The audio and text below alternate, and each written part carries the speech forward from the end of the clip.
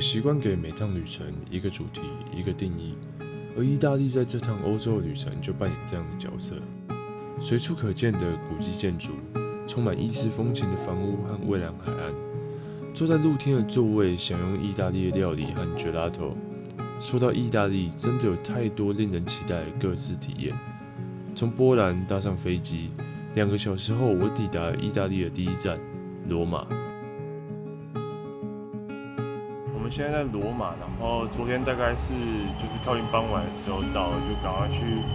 租了机车，然后也找了一个还不错的点，看一下夕阳，拍一下夕阳。那因为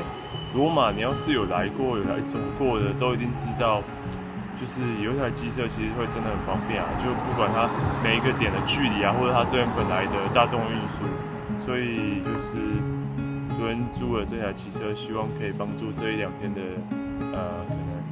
是玩罗马这个城市啊，就可以变得比较有效率一点。现在大概6点半，就是靠近日出的时候，我们就准备出发，希望可以避开比较多的人潮。虽然我觉得不太可能啊，因为就罗马，然后今天又礼拜天。应该还是会蛮多人的，就去看看吧。第一站我们选择的是 Trevi Fountain， 这边有可能是整个罗马观光客最密集的地方。我们刚刚7点多的时候就已经到这个 Trevi Fountain， 然后很多人都比我们早了先一步，就已经在这边都已经准备好啊，衣服也准备好了，相机也准备好了，然后就也拍很多照片。真的不知道他们多早来的，因为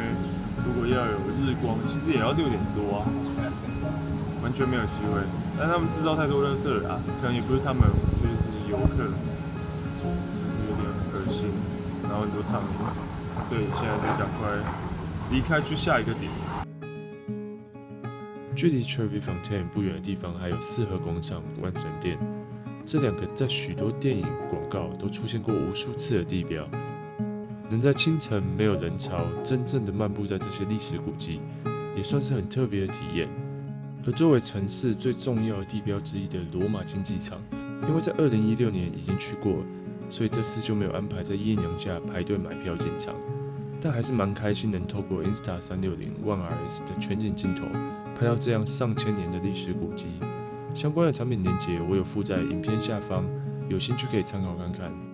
就是比较靠近中午的时候，因为天气就真的变很热，大概37度吧，所以就先回去休息一下。然后觉得有稍微凉快一点的时候，我们现在在就是罗马比较靠近西南方一个地区，然后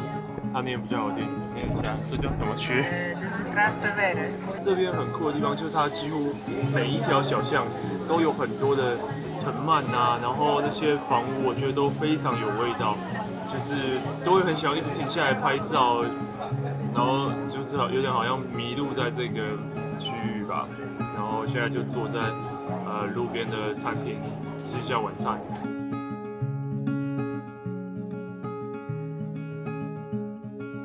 既然到了罗马，也不能不去一下梵蒂冈。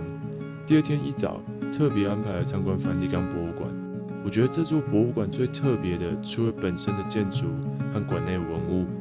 就是能顺便参观 Sistine Chapel， 去看看米开朗基罗曾经在穹顶花3年画的《创世纪》系列壁画。这个部分是禁止拍摄的，但看过2次，我只能说每次看完都特别的有启发性。这是我们在罗马的最后一个下午。其实我也觉得在罗马的时间好像没有办法做到像是在巴黎这么多，然后我觉得可能跟这边天气真的太热啊，然后观光客也特别多有关系，然后所以我觉得跟其他季节来罗马会再更好一点吧。然后我们现在就是会再去一些可能就是这几天想去但还没去到的点，看一下它在日落的时候是什么样子。能再次拜访罗马，我觉得很幸运，也很享受在这座城市的短暂时光。但我更期待的是搭上隔天一早南下前往拿波里的火车。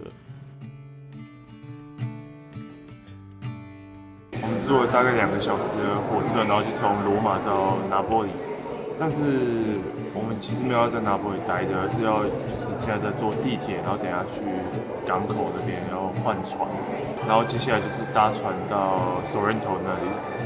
然后也会在那边待大概2天吧，然后看看能不能有机会到 Positano 跟阿马菲的那个 coastline。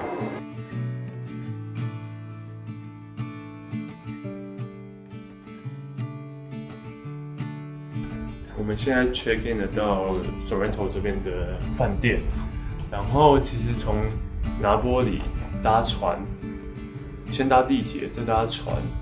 然后终于抵达 Sorrento。一整个过程其实非常混乱，因为拿波里有去过，本来就知道这个城市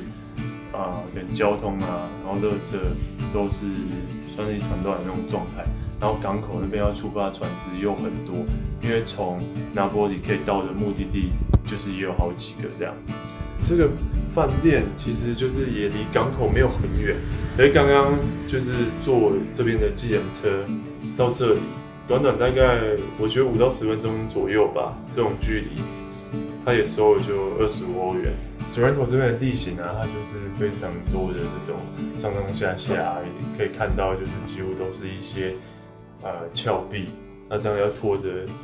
2大行李，然后背着那些包包、器材什么，我觉得不太可能。我们刚刚已经租到我们的机车，然后就是一台应该是比较老一点的 Vespa， 因为我们有注意到它有一边的后照镜就是不见了，然后他们就说，因为这是一个就是这个 model 它就只有单片后照镜，然后现在就有机车，等下就直接去 Positano 那边看看。从 Sorrento 到 Positano 将近20公里的路程，并没有想象中那么远。一边骑着我这台机车，一边看着风景，不知不觉也就来到了我非常期待的 Positano。亲眼看到这样顺着山坡建造的缤纷建筑，认真觉得没有什么景色能把意大利的度假氛围呈现得更好。只不过，我们刚到，然后下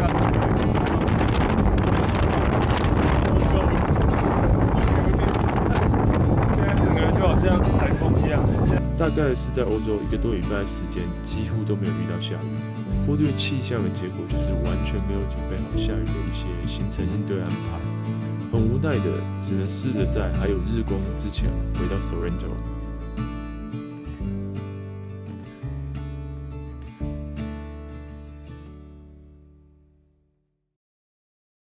早上6点多，然后现在早上也是6点多，然后昨天其实大概一整个晚上都也在下雨，然后变得很冷，像现在都要穿长袖。之前真的不知道，就是可能阿马菲到8月是这种天气，然后我们现在就是想说直接先骑比较远一点到那个阿马菲吧，然后大概有30公里，之后再慢慢的回程，等中间停一下 Positano 再去看一下，希望天气会好一点吧，然后跟傍晚的时候再回到 Sorrento 这里。对啊，这是今天的计划。意大利的蔚蓝海岸，在日出的光影下显得格外美丽。这趟旅程很开心能带着由 DJI Taiwan 提供的 Mini3 Pro 来做拍摄，因为体积小，我可以很方便的从空中的角度记录这些独特的旅游经历，不论是在影片或照片，也都能有很好的表现。刚刚已经到阿马菲这里了，然后其实整段路大概原本只要花1个小时，但因为就是有停下来几次拍一些东西啊，最后就是2个小时左右到吧。然后阿马菲这边其实就小小的，然后我们等一下先去，就吃完早餐先去海边，之后去看一下它的这个市中心吧。这是什么？Granita di limone.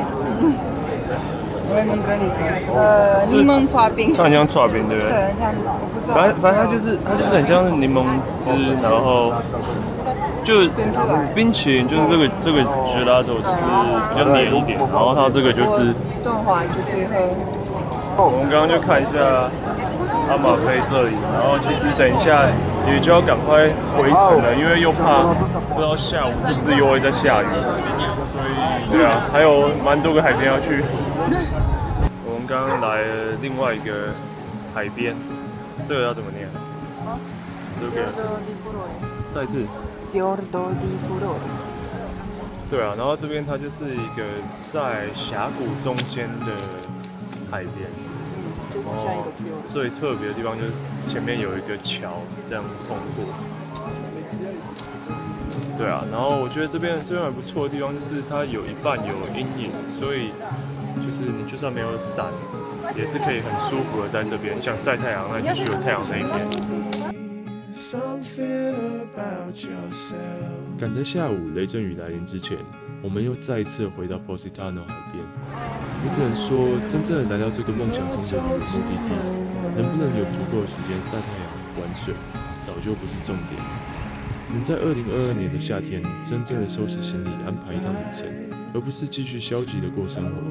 能骑着绿白红的经典韦氏牌，吃到数不清的 gelato、披萨和意大利料理，反而是这些比较日常生活的体验，对我来说更有象征意义，也会继续的启发着我，想用这一生的时光探索地球上的不同角落。在 Sorrento 之后，我们的下一个目的地是米兰，也顺便去了我在意大利的另一个特别期待的旅游目的地 Lake Como。这些都是下集影片的内容。喜欢这次的影片可以帮这个影片按赞，想要看到更多的内容都可以订阅我的 YouTube 频道和追踪我的 Instagram。那我们就下部影片见了，拜拜。